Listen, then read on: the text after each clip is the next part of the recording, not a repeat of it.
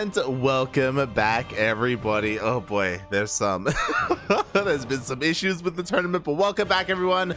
We have returned with Copa Hyperion number 36. Oh my god, the second one of the year, I think. Second, third, yes. But welcome, everyone. Oh god, it's been quite some time. I'm glad to be back with some Latin American StarCraft. I'm of course your host, Live VIP. Later on, I may be joined by someone else. We'll see if I get joined by Cristiano, Neo, Ducklings. We'll see.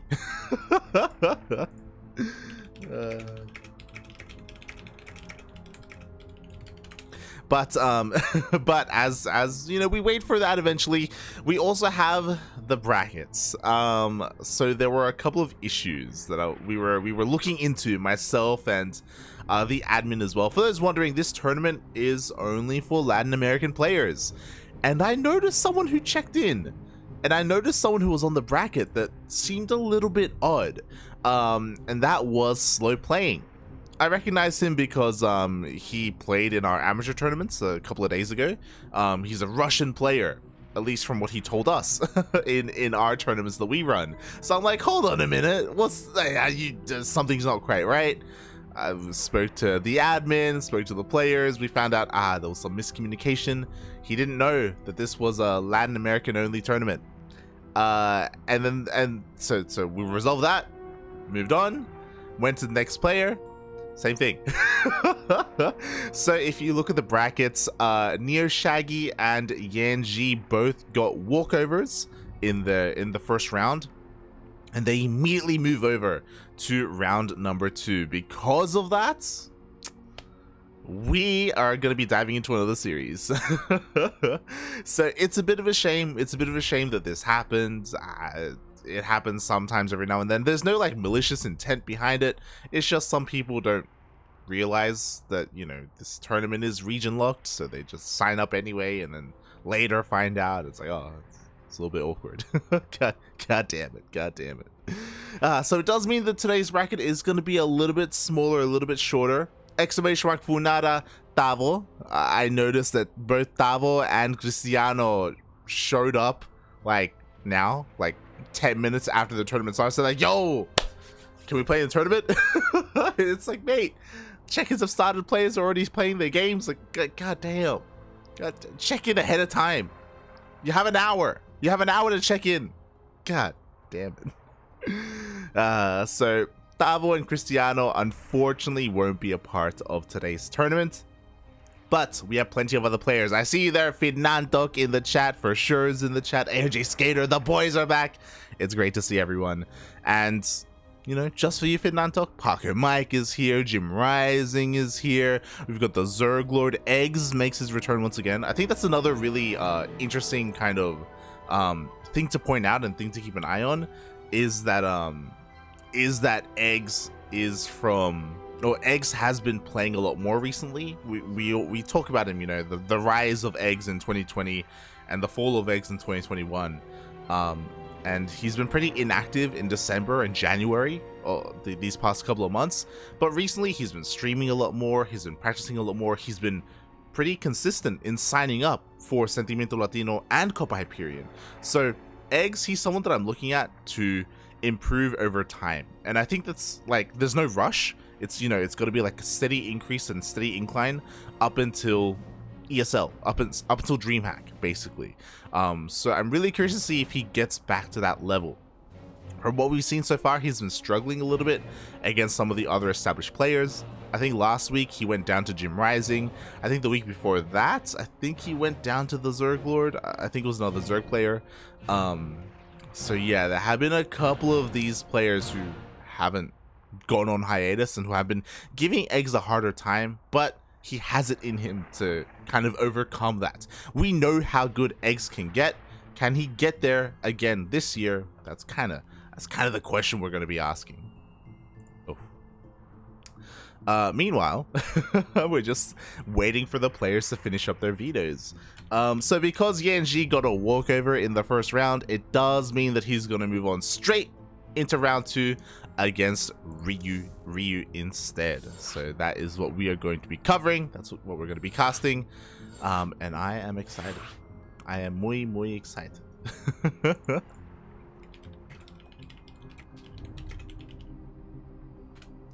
just letting him know. Oh god. As it looks like the lobby's been made, we're just getting, you know, everyone in, and then we can begin. Meanwhile, if you want to tune in to some other games going on, at the moment, Cosmos doesn't seem to be available, but I hope that he's able to jump on later on to cover some of these games, especially because the Zerg Lord's here. Like, yo, Eggs versus the Zerg Lord, that's gonna be a good ZvZ. Ugh. It's definitely something that we all want to see, especially, you know, potentially against the winner of this series as well. So hopefully Cosmos can come on later on. Hopefully Bobla can come on later on. I think Bobla has become one of the more prominent Spanish casters for these weekly tournaments, hopping on every now and then whenever he can.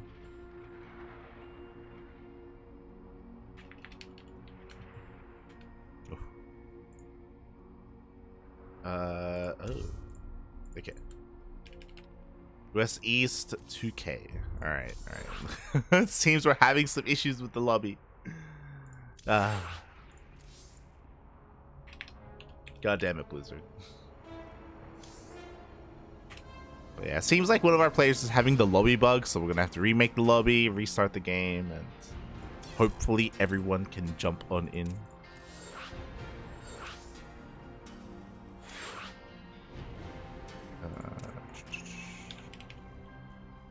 Flash lobby link. There we go.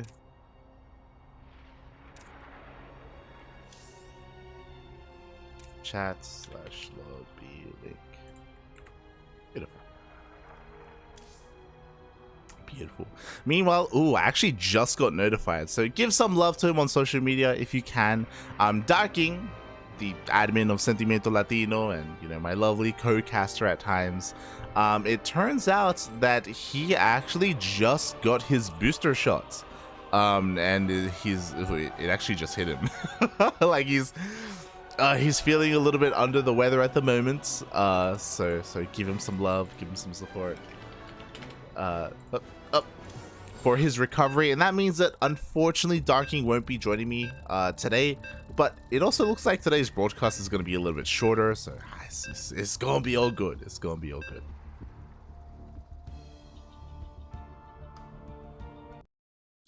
Oh my, Davo, please remember how Davo keeps signing up for STC? He does sign up, and he never checks in. God damn it, Davo. But here we go, spawning in the top left-hand corner of 2000 Atmospheres LE. We have the Peruvian Zerg player, the best Zerg player in all of Peru, representing the CranKy Ducklings. It is Ryu.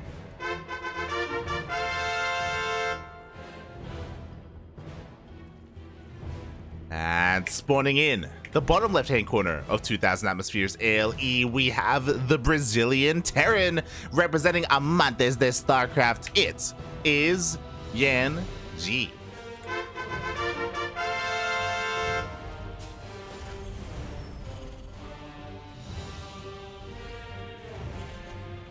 Oh, and it happened when we were loading into or starting the tournament, but thank you so much, AOJ Skater, for the sub, the Twitch sub, 11 months in a row. Thank you so much. It's almost been an entire year, and what a year it has been. A year full of North American, Latin American, Korean StarCraft. We were lucky enough to cast DreamHack, and of course the TSL qualifiers, and now we're back.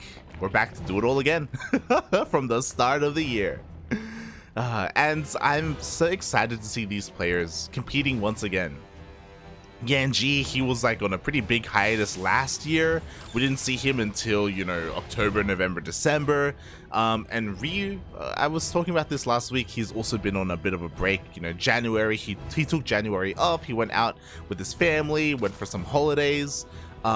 So these guys, you know, they're kind of all getting back into the swing of things. And we know the potential of these players. We saw Ryu get top 4 in DreamHack last year for DreamHack Winter. Like, Ryu popped up. Can we keep popping up? I think something that's going to be really interesting as well is the fact that there are a lot of rumors about a patch. There's a lot of like murmurings going on about how there's going to be a patch after Katowice, you know, like ESL kind of confirmed it with a bunch of players and casters, or at least they tried to. Like, this is something that ESL, like, they gathered feedback from a lot of the players last year, like at the beginning of last year, and like everyone's been waiting for a long time. But, you know, once again, like Wardy and Scarlet and all these people have come out and they're like, yo, we're being assured that after Katowice, there are going to be some changes. And that's going to change everything, right? Because we're talking about all these returning players and getting back into shape. And the patch, if there is a patch, it's going to change a lot. Well, we hope it changes a lot. I should reiterate. Oh, God. So yeah, exciting times. Of course, the big thing that's right around the corner, I think in 2 weeks, or less than 2 weeks, is Katowice, the World Finals. So yeah. And it's going to be offline as well. So I am fully prepared to absolutely destroy and ruin my sleep schedule just to watch Katowice. It's going to be awful. It's not going to be good. It's not going to be good. Oh, God.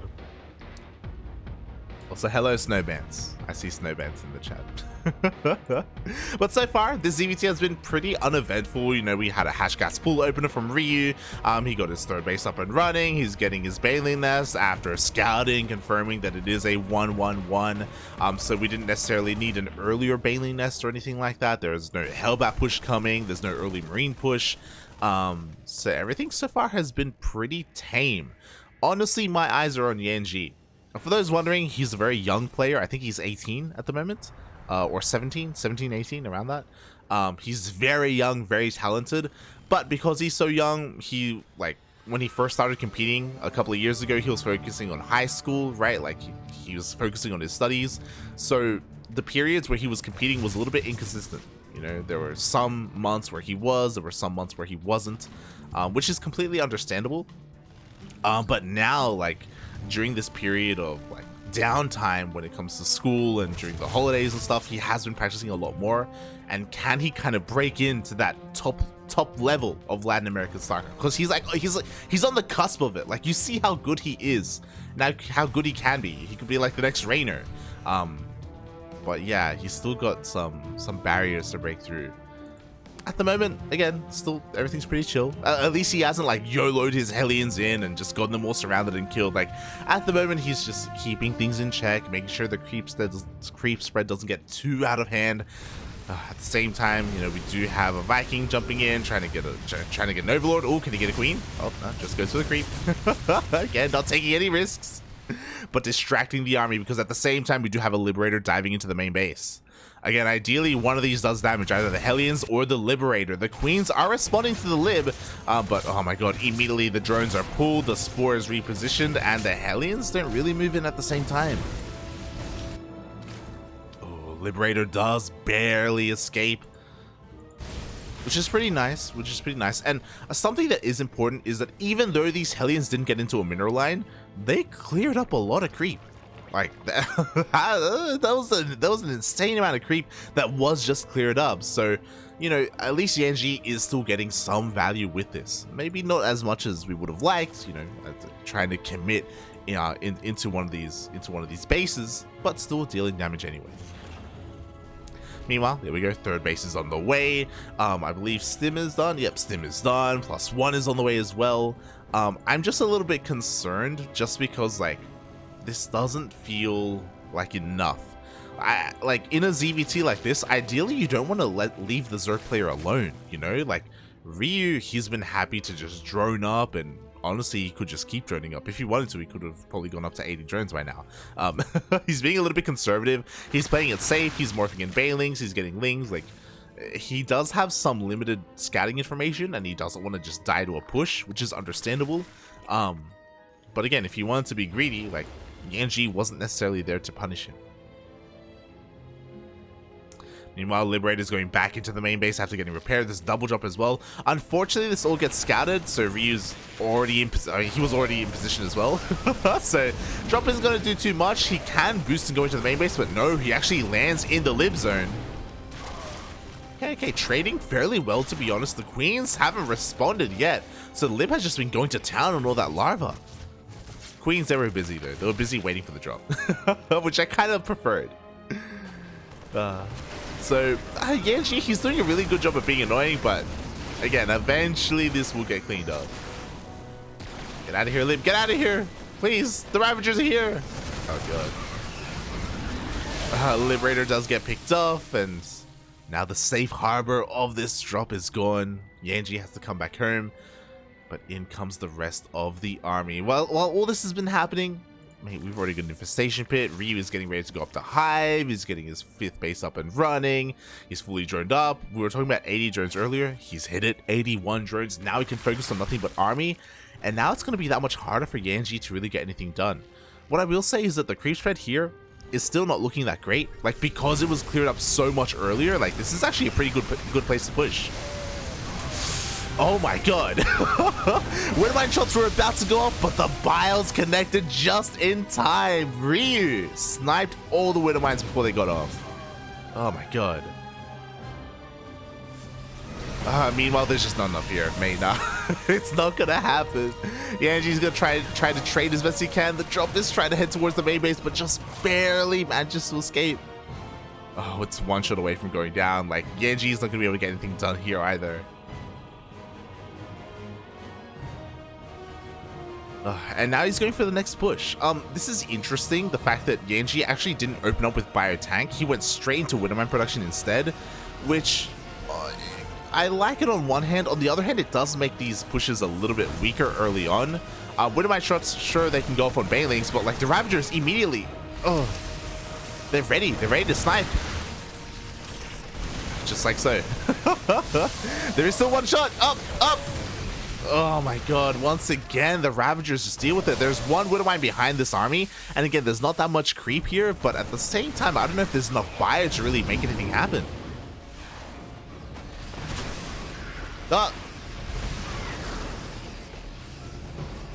Give Ryu some Ravagers, and he can he can make some magic happen, mate. Oh my God. It's something that I don't see too often when you see these Widowmine bio pushes and just get a handful of Ravagers and just deal with it. Oh. And already 5 Widowmines have gone down this game, and not a single good Widowmine shot. Like they just keep getting sniped time and time again. Ryu has just been on point. His creep spread is a little bit lacking, you know, he's just getting around the halfway point. We do have a Widowmine drop headed towards the right hand side of the map, but Ryu already has an army here patrolling. He's already got spores, like he's ready for this. Oof. Widowmine shots still go off though. A couple of drones do go down, but the main army still just doesn't really find any success. Well, finally, a couple of these Ravagers are being focused down. The Queens are a little bit late to respond, but at the same time, we have a massive Ling run by. Oh my God, they're in every single base. Thankfully, not too much friendly fire. But this does give Ryu a lot of breathing room. Hopefully, a lot of room to respread that creep. That's the big thing that he needs to work on. Meanwhile, we still have Lings all over the place. They're on hold position. It looks a little bit awkward. YanXII will eventually clean this up, but look at the worker count. Oh my God, Ryu, stop! Ryu, stop! He's got 97 drones? That's too much! It does eat into your supply. Ryu's about to max out, but again, he doesn't have as much army as he would like. But doesn't matter, he's got lurkers on the way. He's already got his hive, he's working on his lurker upgrades. And YanXII is barely keeping up. Well, he's not keeping up. He's not ready for lurkers either. He's still got biomine, when at this stage of the game you need more liberators, you need ghosts. Oh no, the mines! No! Brutal. Once again, every single mine, the mine count gets reset. Who needs Banelings? Apparently Ryu still does, but ay ay ay. I do have some Liberator harass, which is great, but you need Liberators here in the main army. Like, there's not that much anti-air. Sure, there are a couple of Hydras, but like, you need something else to deal with these lurkers. You don't want to just come in with Marines. Not like this.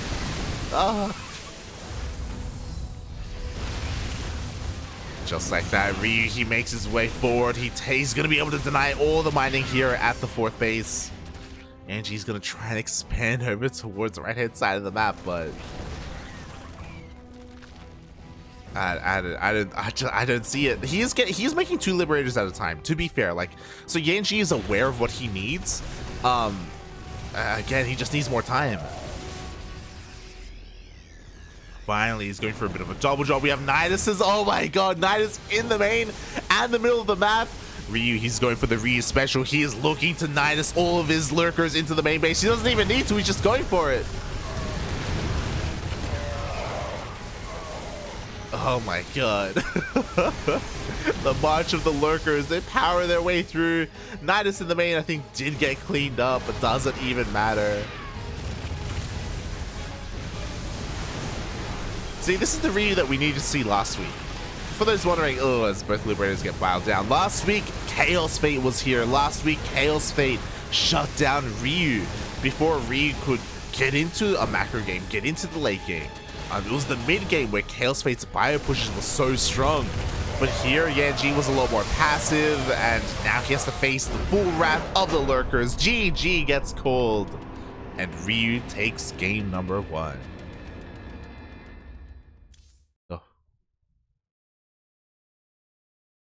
Oh my god.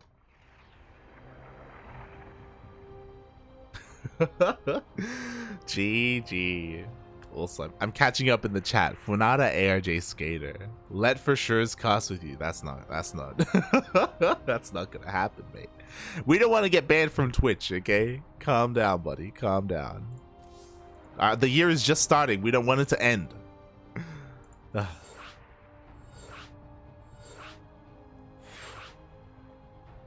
Lad, I heard DT will get Dark Psystorm back. What are you talking? What do you mean Dark Psystorm? Oh my god.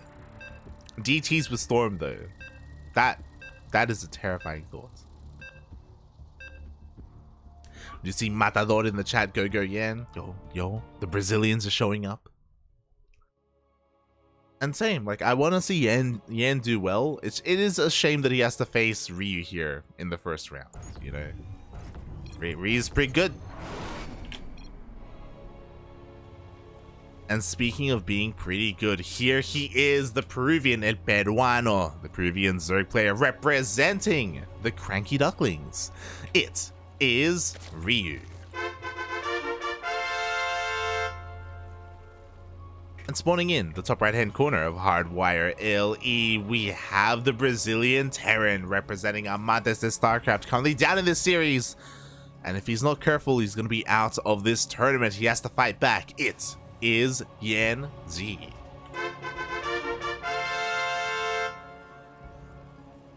On Yan, let's go to the ace match.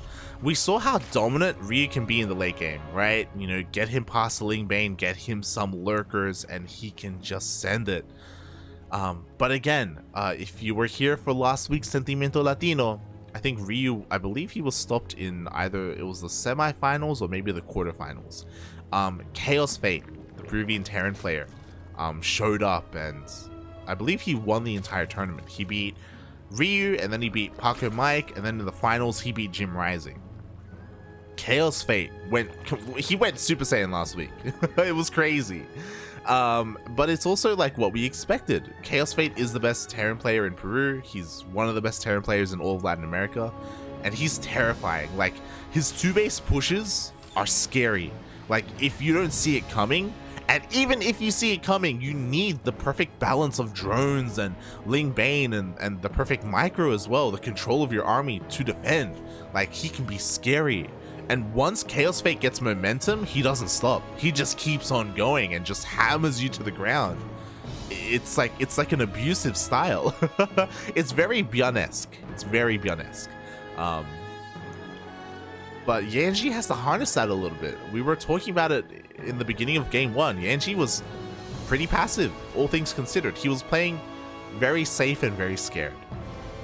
And there are ways to capitalize on that. Like, for example, we saw how careful YanXII was being with his Hellions, right? He didn't lose them needlessly.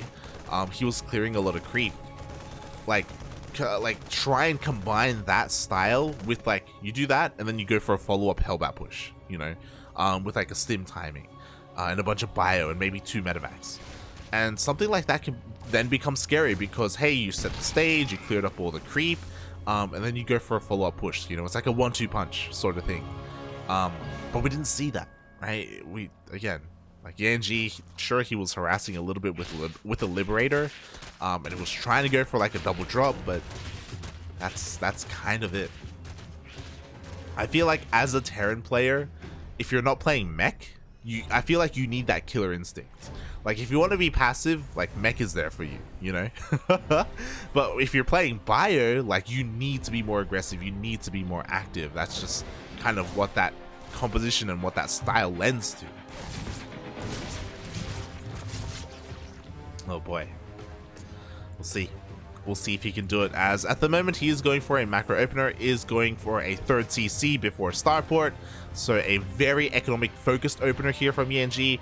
Once this gets scattered by Ryu should be feeling safe enough to make drones, throw down double Evo chamber for double upgrades. Like, this does signify that there is no Hellbat push, there is no timing coming across the map. So Ryu's gonna be feeling pretty safe. Pretty safe.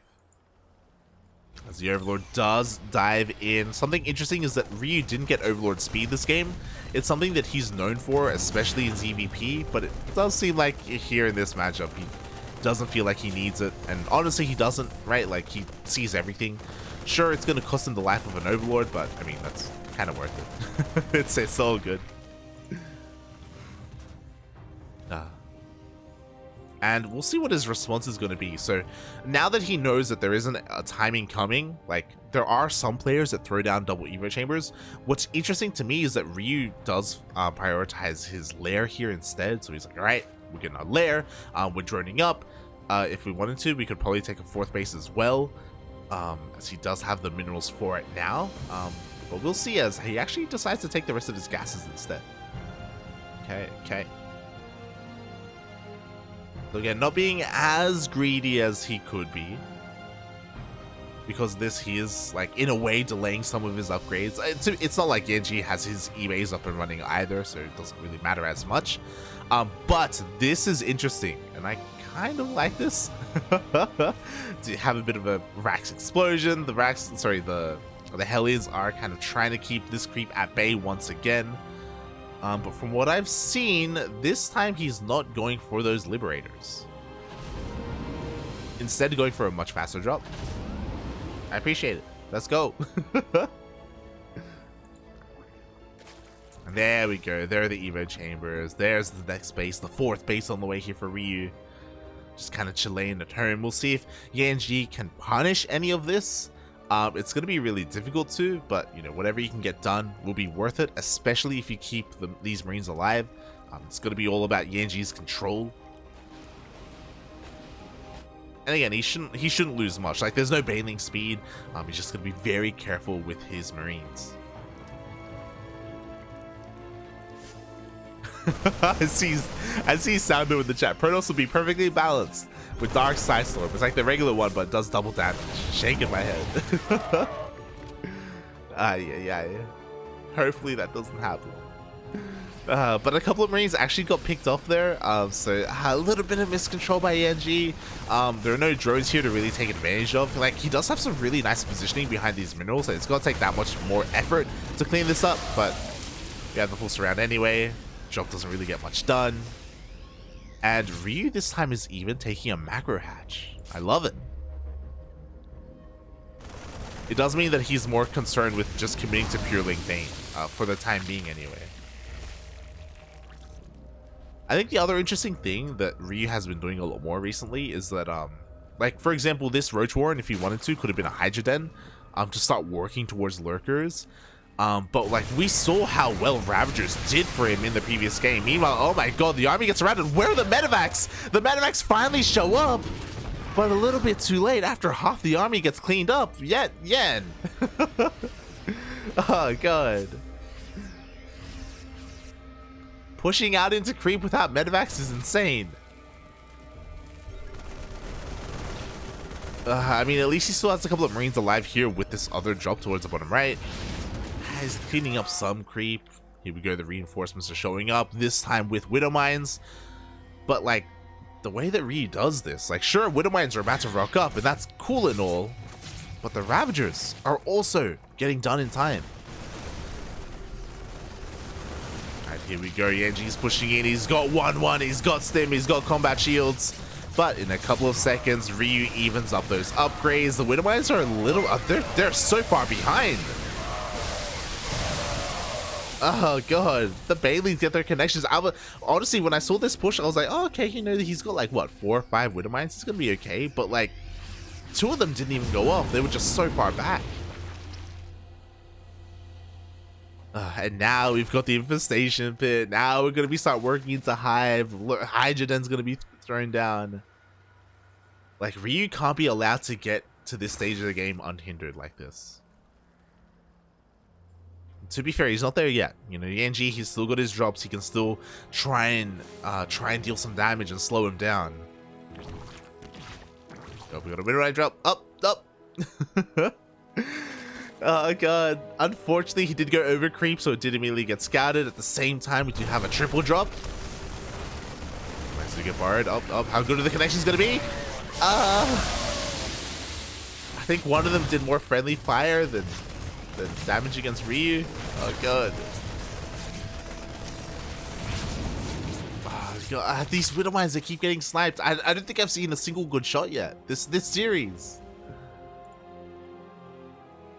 Which I don't think is YanXII's fault. It's just Ryu's. He's just so good. Oh god, this I do like though. Like, finally we have a Widow Mine drop, and this time, like, there's no creep, there's no overlords. Like, there are some just outside the bases, but there's a pretty high chance that maybe these can get damage done. Unfortunately, there aren't too many drones at the main base. Oof.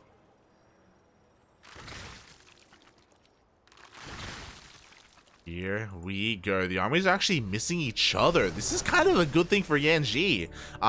Kind of. Like, he does have reinforcements at home. If a run by did show up, he'd be ready for it. Oh, the Widow Mines! Up! No! One of them gets wasted. The other, pretty good shot. The best one we've seen.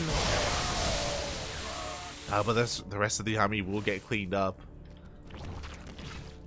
Meanwhile, it seems the Widow Mine drop did go off, but only 2 drones. Only 2 drones died. Oh my god. And this is where I start to worry. I mean, YanXII still has a pretty large army, but like, his army is so fragile. It's just pure Marine Widow Mine. And mate, you gotta split up your Widow Mines. You cannot fight like this. We saw in game 1 what would happen. Like, if Banelings got close enough, they would detonate and they would kill like the clump of Widow Mines. There's no question about it.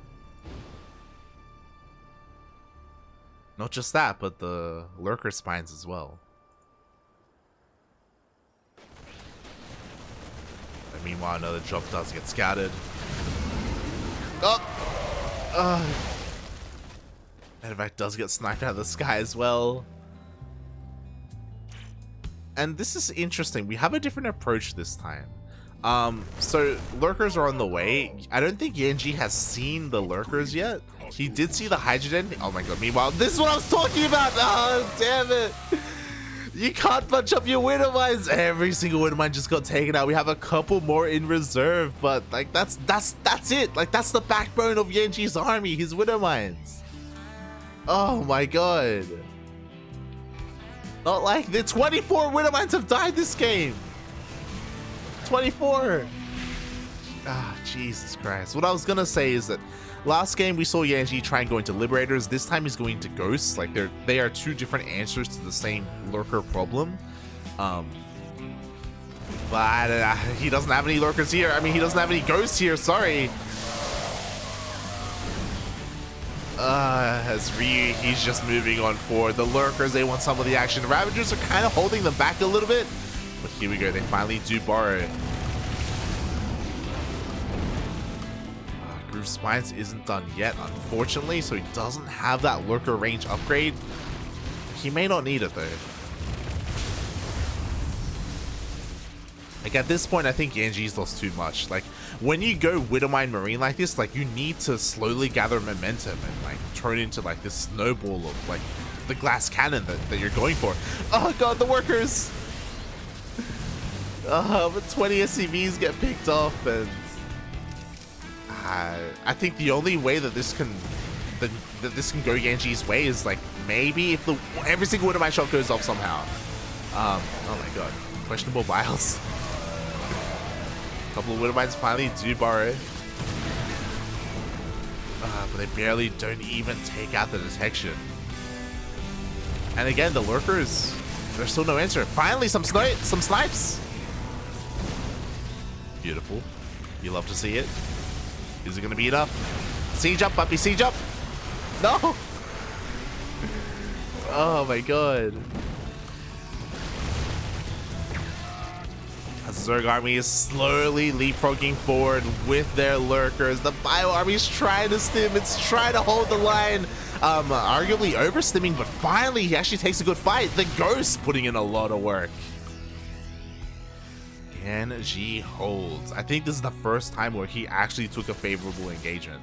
Like, that was pretty good. We saw the power of the Ghost. The problem is that Ryu has had such a great economy behind this. Not as good as it could have been. You know, it could have been 80, 85 workers. But because of this, like, Ryu, he just rebuilt his army. Just like that. And YanXII, he's gonna get caught out. He's gonna get surrounded. Two Ghosts immediately get sniped. A third gets sniped as well. Speaking of, where are the snipes? Oh, there's not a lot of buffer here for these Lurkers. So Ryu arguably overextending, but he just has the numbers. Like YanXII, he's just been whittled down over time. Despite the better fights that he's been taking so far, he just doesn't have enough numbers. Like even here, he killed like 5 Lurkers, which was great. Oh God, but he only has 1 Ghost left. And the reinforcements are flooding in as well. Oh, good Widowmine shot. And actually 10 drones are going down. The Queens are going down as well. Yo, is Yan fighting back? Kind of. Oh God. Oh God. Oh God. GG. I was like, do we have a scan? We don't have a scan. GG gets called. And Ryu takes game number 2 and the series.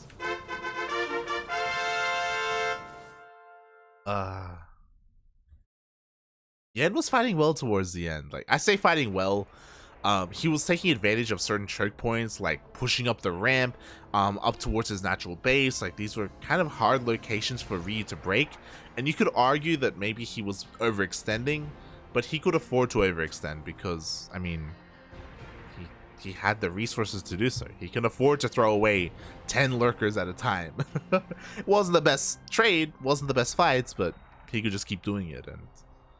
And YanXII couldn't keep replacing all of his Ghosts. GG. GG, well played. Congratulations, Ryu. He will move on to the semifinals, where he will be waiting to face his next opponent.